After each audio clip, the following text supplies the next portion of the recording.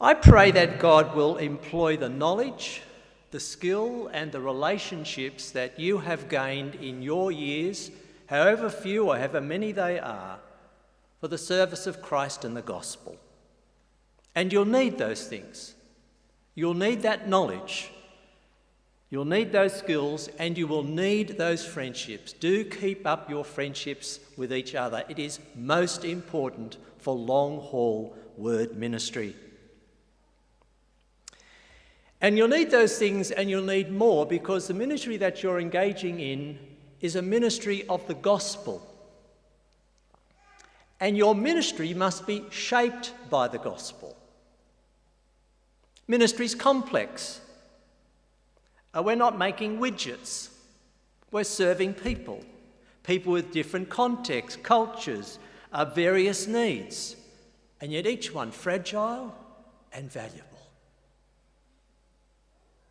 We're teaching and serving people, often at multiple levels. Some of you already will be teaching, might have a scripture at 10 o'clock in the morning and some board meeting at 12, and then you're dealing with a marriage counselling issue in the afternoon.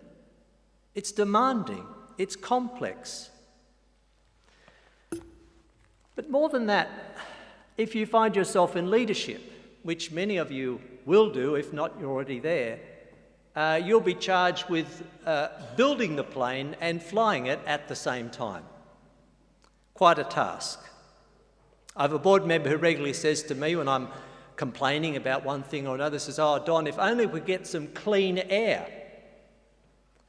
I now know to say back to him, "Brother John, there is no such thing as clean air. There's no such thing as uninterrupted time. There's always time which has got pressure upon it."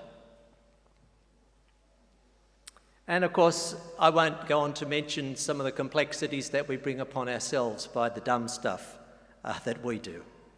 Ministry is complex, the challenges seem unending. We can get help for some of these things, prioritising, having a mentor, creating good work and rest habits, things that will go well in our leadership books and things that we can find out there. But the complexity and challenges of ministry are deeper than that. They're deeper than can be solved with prioritising or joining a gym class, valuable as those things are. We're involved in spiritual work, which involves spiritual hits from a spiritual enemy. We will have knocks that come to us below the waterline, things that will cause cracks, that will perhaps make us wonder, is it all worth it? Do I want to keep doing this? Why am I putting my family through this? It could be that bloke that I once had in our church in Perth. We poured our heart into him. He seemed to be grasping the truth. I could actually imagine him leading a ministry. I was just a layperson in the church. I could see him leading a ministry to people like him that he'd come from. And then the next week, he'd moved in de facto relationship with another person that he'd met in church. I visited him. I pleaded with him to no avail. Or maybe it's a church elder or a church leader or perhaps a colleague sometimes who manages to notice the things that aren't going well in our ministry and helps to correct us frequently.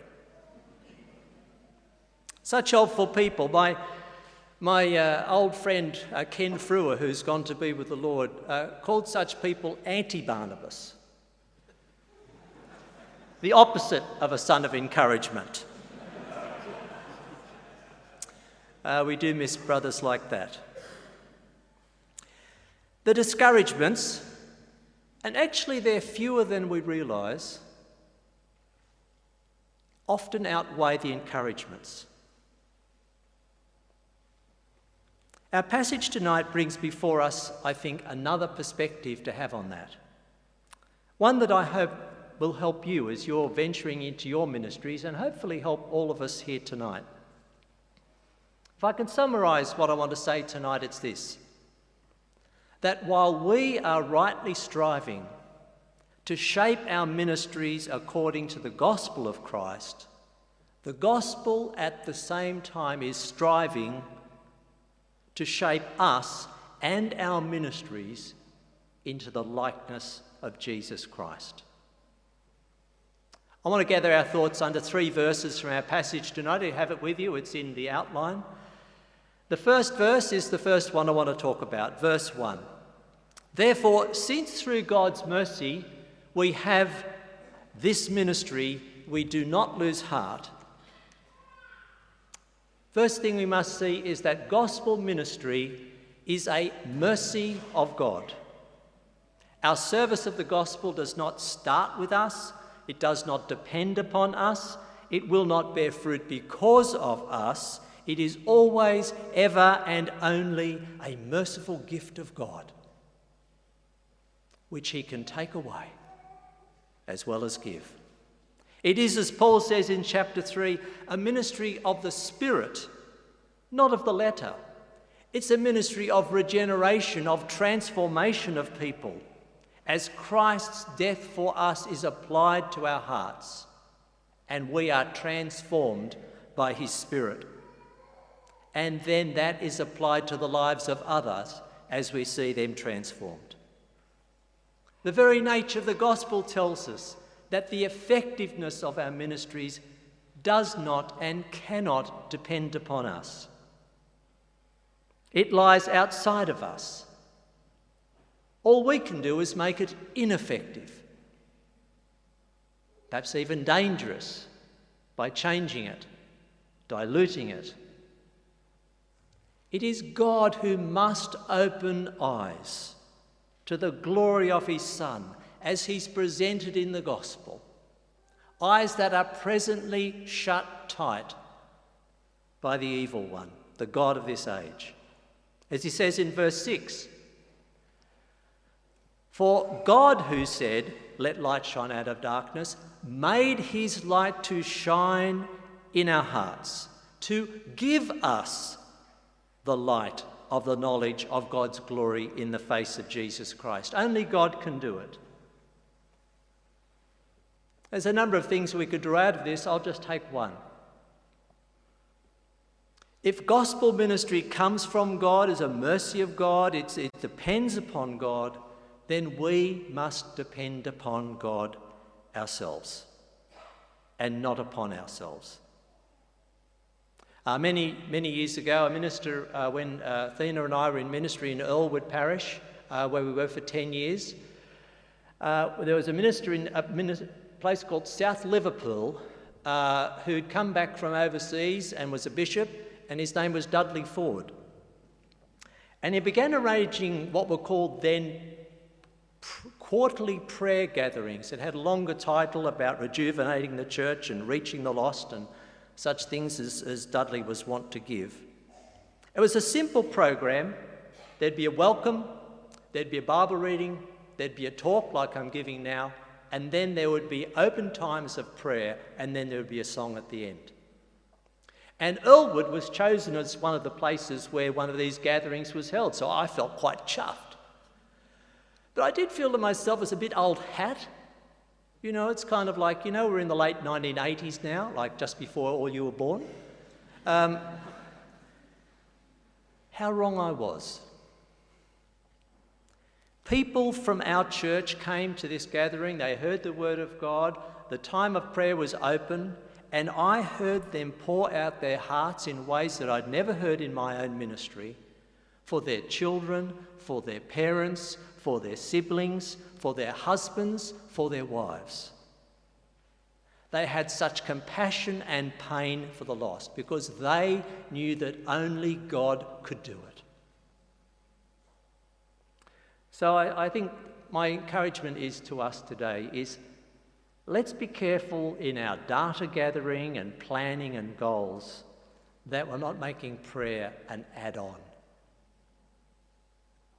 Rather, let's proclaim, meditate upon the wonders of Jesus Christ, beholding his glory in the gospel ourselves, saying again to him how much we need his mercy, and then allowing his mercy to shape our ministries and our hearts. So that's verse 1.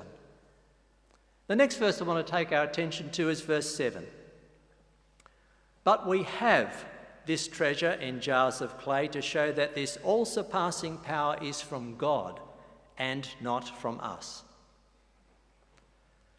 Now, I want to put it out there that I think it's a rather risky venture to entrust a precious, life-giving gift to fragile, garden-variety human beings like us. Human beings who, in my experience, don't cope well with being buffeted, stretched, pushed. We become weary, unsure, unstable at times. I mean, doesn't God know that we've got baggage, issues? Yeah, he does, actually.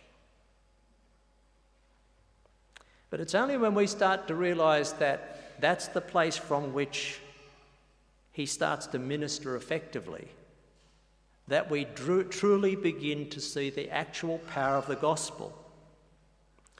That his power at work in us will only become evident to us and to other people at the moment of weakness.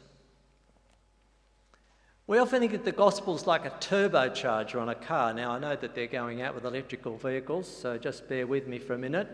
So turbocharger, it's a way whereby the exhaust gases are fed back into the engine and it speeds up the actual combustion and gives more firepower to the car. If there are any motor mechanics here, just don't talk to me afterwards, all right? But in other words, we think that the gospel's going to give us a bit more oomph, a bit more power to get up that hill. That's not what the gospel is. The gospel's not a little bit of oomph. It's a death to life instrument. It's raising the dead in the here and now. That's the gospel. That's what it does. A weak illustration of it is it's more like a defibrillator than a turbocharger. And that must take place in us, says Paul, who proclaim as well as those who hear. Look at verses 8 through 10, where Paul spells this out. We are hard-pressed on every side, squeezed of our resources, but we're not crushed. Perplexed, at a loss, crazy mad sometimes, nothing left in the tank. But we're not in despair. Man, how does that happen? Persecuted, isolated, picked on, oppressed, slandered, mocked, but never abandoned, never on our own. Struck down. We hit the floor. It does happen. You might call it burnout and you might have medical reasons for it, but it's not just going to be that. It's that spiritual hit under the waterline. But we're not destroyed. We get up again. You just can't kill these Christians off. They just keep bouncing back, according to Paul. That's what he's saying here. Over and over again. And yet, if we're honest, it's a bit scary, isn't it? That list, especially the first line of each one. Crushed, despair, abandoned, destroyed. Mums and dads might be a bit worried here tonight to see their son or daughter going across the stage, if that's the list. And it is scary at one level from a human point of view. I mean, look at verse 10. We always carry in our body the death of Jesus. Now, I'm pretty sure, and we heard a lot of people who are in jobs and going into employment, all of them fantastically exciting. I'm pretty sure that none of the jobs that the new graduates have been applying for had the following criteria, all of them. Complete or near complete theology degree, excellent written and spoken communication, Next line, demonstrated willingness to carry around the death of Jesus in the body. It wasn't there. You apply for a job like that, it's going to be hard. It's going to be tough. But according to Paul, it's doable. It's actually doable. Can you believe it? I was talking with one of our graduates at our graduation, which we held 2 weeks ago. He and his wife have been in their church, I think, for about 15 years. They're both graduates of our college, actually. It's a small church. It's in a tough part of town. I'm pretty sure that the outflows have not been matched by the inflows. They plug on. They come to graduation every year. This year they brought their children, teenagers.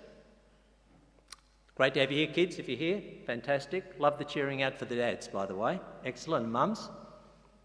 They bring their kids along. I said to him, hey, how's it going? He said, oh, fantastic. I said, come on, what's going on? He says, well, I've got a baptism coming up in a few weeks. A baptism.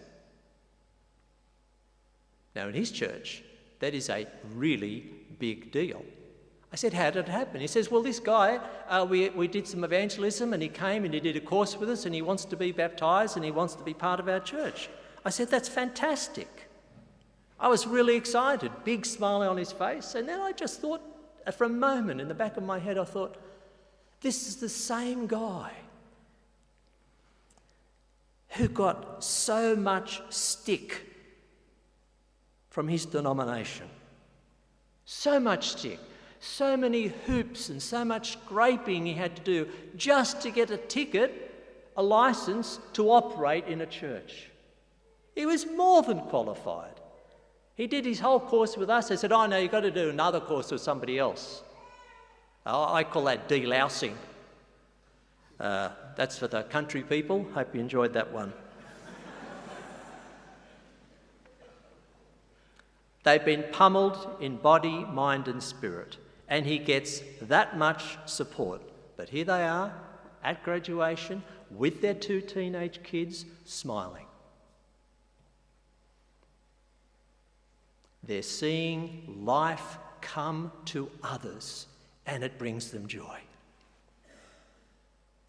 Do you think that might be your story? How do you see things playing out? What shape do you think your ministry is going to take? Or to put it the other way around, how will the gospel shape you in your ministry? So we've seen that gospel ministry brings us to depend on God's mercy. We've seen that gospel ministry will take us into the experience of death and bring us out of that into the knowledge of God in life so that others might find life. Lastly, verse 13. Paul says, and here he quotes from Psalm 116, "It is written, I believed, and therefore I have spoken." Since we have the same spirit of faith, we also believe and also speak, because we know that the one who raised Jesus from the dead will also raise us with Jesus and present us with you to himself.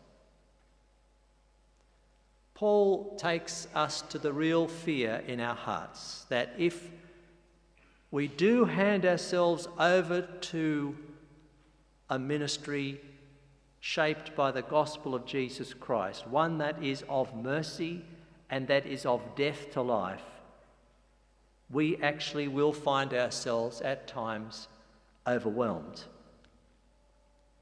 Overwhelmed by complexity, overwhelmed by the depth of sin in other people and sometimes in us too.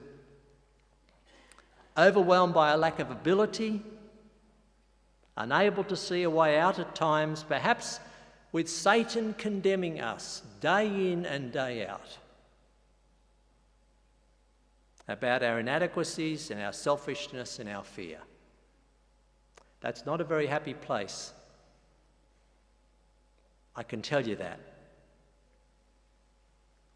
But it was where the psalmist was.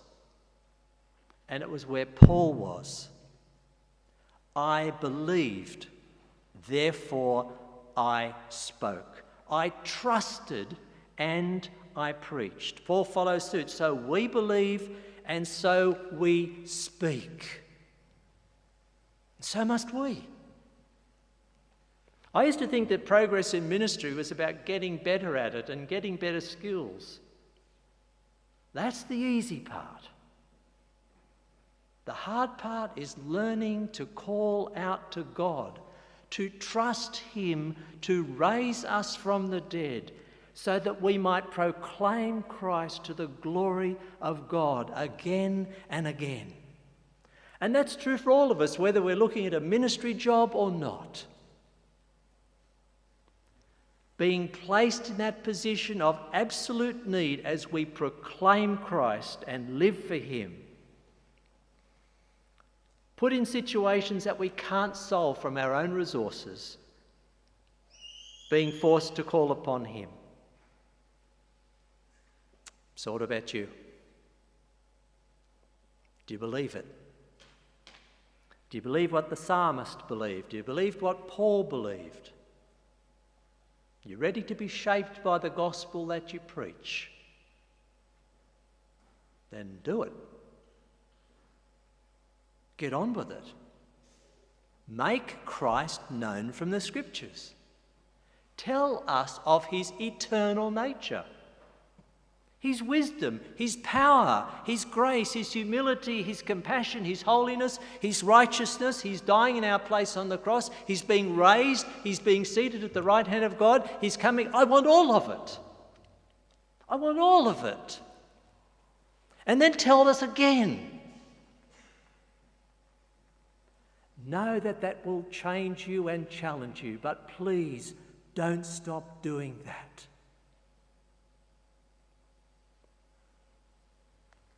You'll cry out to God for help as you pour out your life to others. You'll sometimes see them come to light and understand the gospel.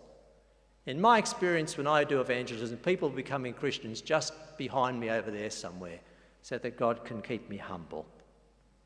But keep at it, and keep at it, and know that God will continue to strengthen you by His grace and by His Spirit as we proclaim His Son. And we ask this in His name. Amen.